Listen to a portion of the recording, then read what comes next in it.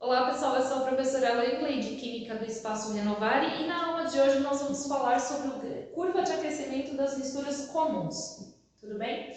Então pessoal, vamos imaginar uma mistura qualquer, tá? Que numa temperatura T1 ela se encontra no estado sólido, tudo bem?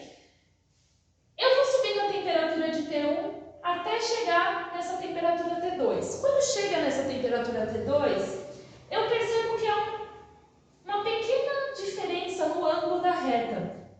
A reta fica mais curvadinha. E essa curva ela se mantém até uma temperatura T3.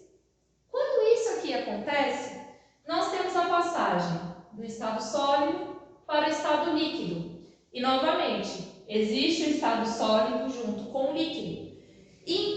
Só que durante essa mudança de estado, a minha temperatura continua subindo até chegar numa temperatura T3. Quando chego nessa temperatura T3, eu passo a ter só o meu estado líquido. E a temperatura continua subindo. Quando a minha temperatura atingir um valor T4, de novo a minha inclinação de reta, muda. Então, eu passo a ter uma nova mudança de estado, que é denominada do líquido para o vapor, ou do líquido para o gasoso. Do líquido para o vapor, a mudança de estado começa numa temperatura T4 e termina numa temperatura T5. Então, a partir da temperatura T5, eu passo a ter o meu estado de vapor ou de gás. Então, pessoal, reparem que as misturas comuns, ao contrário das minhas substâncias puras, elas não formam patamar.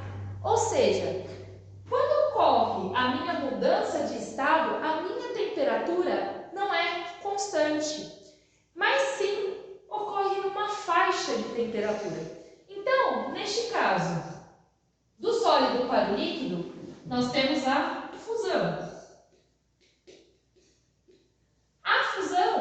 Ela ocorre na faixa de temperatura T2 e T3. Então, entre T2 e T3, a gente vai ter a faixa da fusão.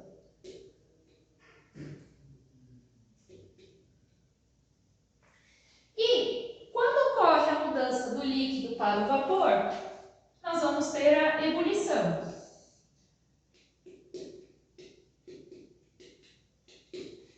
E a ebulição ocorre entre a temperatura T4 e a temperatura T5. Então, entre essas duas temperaturas, eu tenho a faixa de ebulição.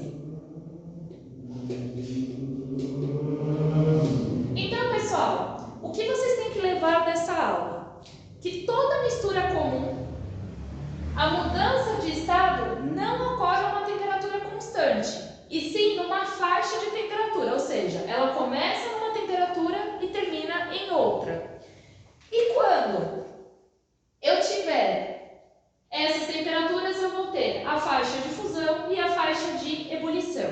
Na próxima aula, eu vou mostrar para vocês dois casos específicos de mistura, chamados misturas azeotrópicas e misturas azeotéticas. Então não deixem de acompanhar a sequência dessa aula, ok?